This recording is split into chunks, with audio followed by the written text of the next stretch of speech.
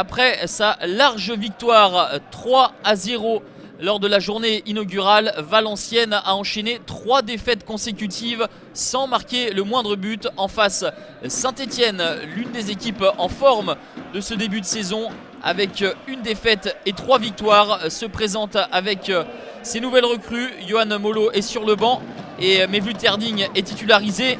Mevlut Erding qui combine justement sur le côté avec Goulam. Le centre de Goulam est mal négocié par Pento. Et Benjamin Cornier, en opportuniste, profite de l'erreur de main du gardien valenciennois pour marquer le premier but.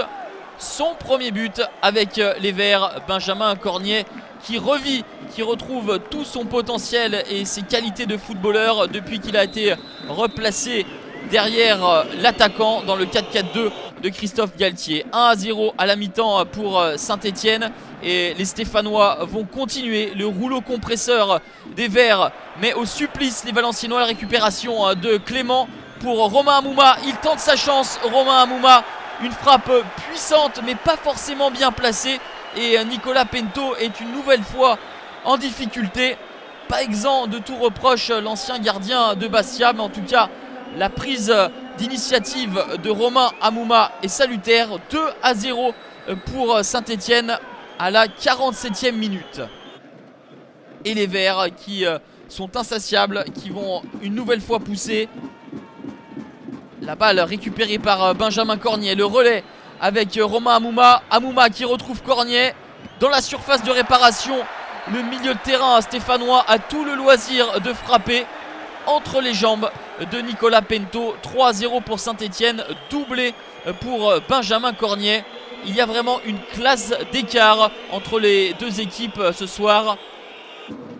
Malgré ce net avantage au score, Saint-Etienne pousse de nouveau. Le centre de Tabanou et la tête de Mevlut Erding qui était tout proche de son premier but sous ses nouvelles couleurs pour ses premières minutes avec les Verts.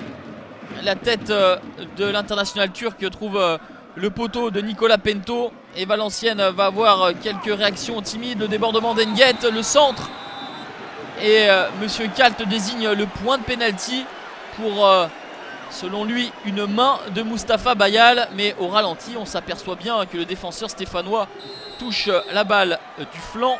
Maor Melikson pour la transformation. Il était parti du bon côté, Stéphane Ruffier, il touche le ballon mais c'est insuffisant. 3-1, score final, 4e défaite de suite pour Valenciennes. En revanche, Saint-Etienne ne cesse de tutoyer les sommets.